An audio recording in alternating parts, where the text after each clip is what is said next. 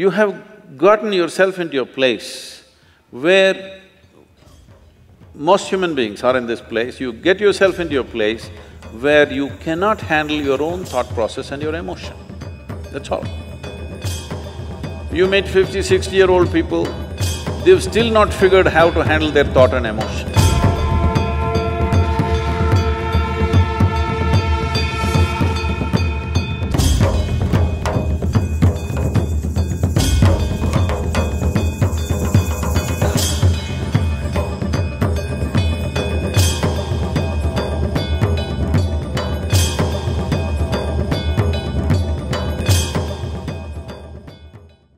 I often find myself in a situation where I'm not happy with myself. I compare my abilities, achievements, and even my appearance with that of others. Also, I think since I'm a humanities student, people around me constantly compare me with my other friends who have taken up medicine or engineering. And that really puts me off, and I think that's one reason for my low self-esteem. How do you think I can build up on my self-esteem and get rid of the self-hatred that I have? Well, this self-esteem, this self-confidence, all these things, unfortunately, have been sold a lot on the planet. Why do you need esteem? Why do you need esteem? Esteem is because you want to be little one-up on somebody else all the time. Unfortunately, our education systems were made like this, right from kindergarten. Who is first, who is second, who is third? You want to be first. So, your sense of happiness is only when everybody is doing worse than you. What kind of life is that?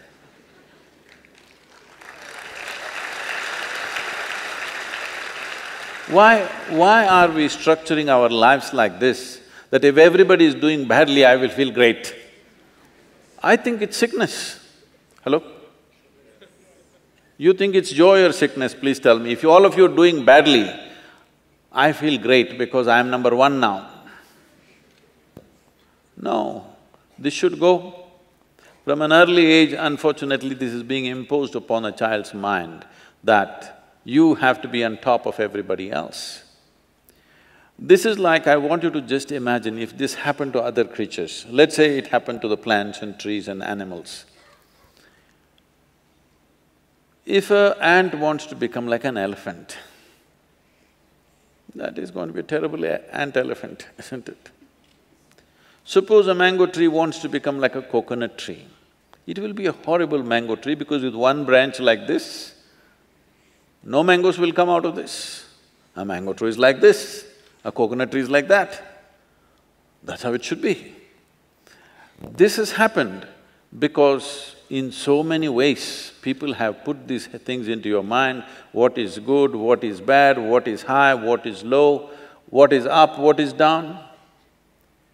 Because of this, you have never paid attention to every aspect of life in the sense.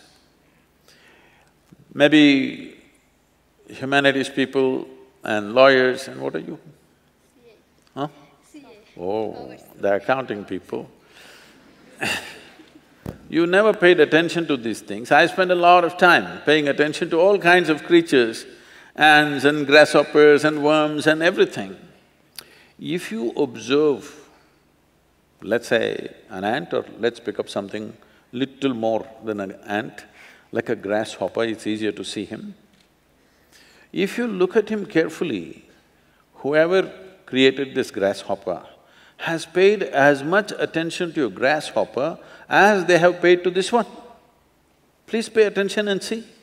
When the source of creation has given equal attention to ant and you, who the hell are you to think an ant is a lowly creature and you are some superhuman being?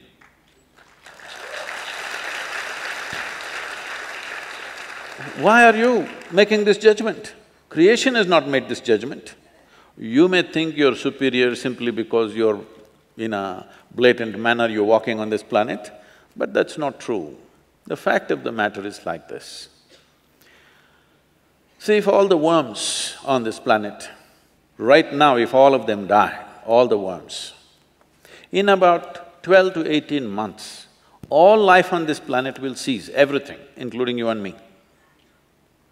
Suppose all the insects die today, in something like 2.5 to 4 years' time, all life will cease. But if all the human beings die, the planet will flourish.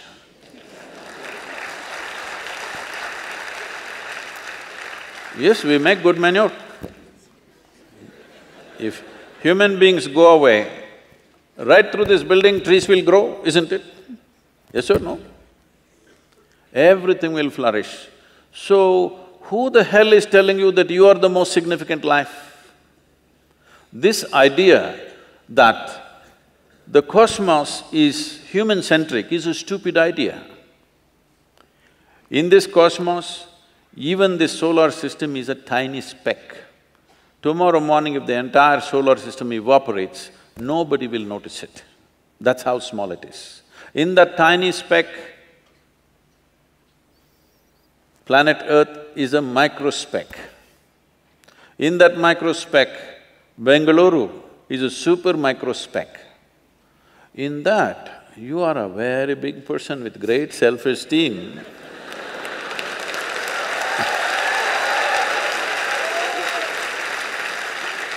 This is not a simple problem.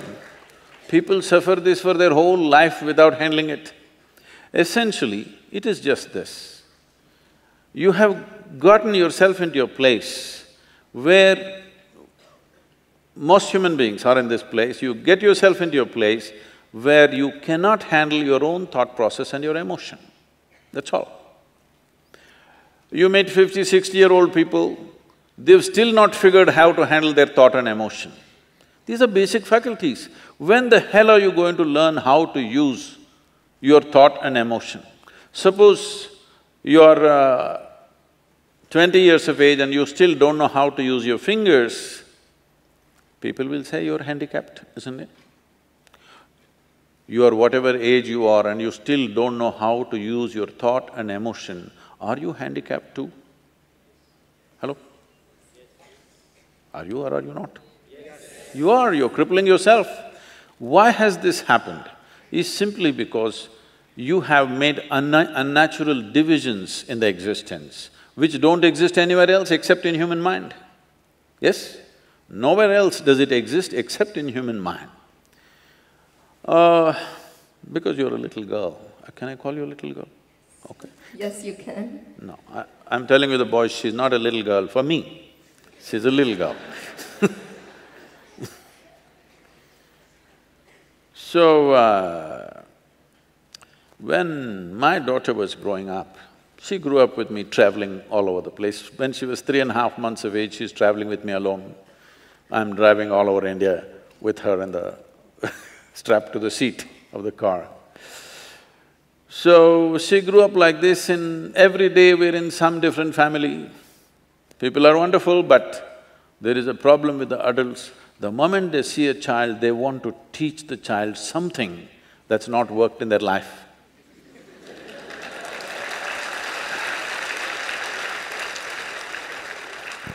You should see, this urge is so compulsive. The moment they see a child, they have to teach. They have to teach. So I made one rule, see, you can play with her as much as you want, you can talk to her, but nobody is going to teach her anything. They said, Sadhguru, these girls but Sadhguru, she won't learn anything, ABC at least 1, 2, 3. I said, no 1, 2, 3. Then they said, she won't know how to count even her fingers. I don't care. If she doesn't know how to count her fingers, as long as she knows how to use her fingers, I don't care. She thinks she has 1,000,000 fingers, what's my problem? But they want to teach 1, 2, 3, ABC, Mary had a little lamb. I said, I don't care whether Mary had a lamb or no lamb. You're not going to teach her anything. So nobody taught her anything. She's all ears, everybody treated her… because if you have nothing to teach, you have to treat somebody like your equal. So she grew up. By the time she's 2.5, 3 years of age, she can speak in terms of remembering about 700 to 800 names, all adults. She thinks they're all her friends because everybody spoke to her like she's an adult. And I would not have sent her to school, but my schedule went totally crazy and I had to put her in some school. So when she was 12, 13 years of age, one day she came back home and something that happened at school disturbed her. So she came to me and said, "You're teaching everybody so many things, you're not telling me anything." I said, "See, I don't do it unsolicited. Now that you've come, just sit down. This is all you have to know. Never look up to anybody." She looked at me like this, "What about you?" kind of thing. I said, "Especially me, because the moment you look up to me, you will miss it completely. If you look at me just the way I am, there is a lot of value to it. If you look up to me, what will you do? Probably take my picture and nail it to your wall, like you nailed so many people who are of value in this world. You just look at me for what I am, don't look up to me, and never look down on anybody. This is all. Never look up to anything, never look down on anything. If you see everything just the way it is, everything has immense value. Everybody has a place and value to their life, isn't it? Every creature has value. Because we did not realize that, how many things we have destroyed in this world? Simply because we think this is valuable, this is not valuable. There is nothing here that is not valuable, everything has its value. Maybe you are not able to see it. So don't set yourself up like this, you versus the rest of the world. It's a bad competition to get into. You want to be number one on this planet. It's a horrible place. Everybody below you and you up. Is it a good place to be? I think it's a sick place. This attitude of wanting to be ahead of somebody needs to go. Well, for fun in a game or something you compete, that's different. Life is not a competition, life is not a race. If life is a race, you must get to the finish line soon. Hello? If you think life is a race, you must be at the finish line today. I can tell you how. You want to go there? No. This is not a race. This is a tremendous privilege that we have come as human beings. This means our ability to experience life is of a much larger proportion than any other creature on this planet. That is the significance of who we are, yes? We can experience life in many more vivid ways than how an ant can experience, how a grasshopper can experience, how somebody else can experience. This is our privilege.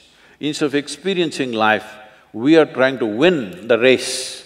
If you win the race, you should be in the crematorium today. Hello? You don't need any self-esteem. In this culture, if you don't know this, there may be people with names like this, there will be one Ramadas, one Krishna Das, one whatever. What this means is people are consciously taking the name of being a slave. Because a joyful, willing slave is a tremendous human being. Only somebody who's been enslaved by somebody is a different matter. But willingly, I'm willing to do whatever is needed in this world, is a wonderful slave, isn't it?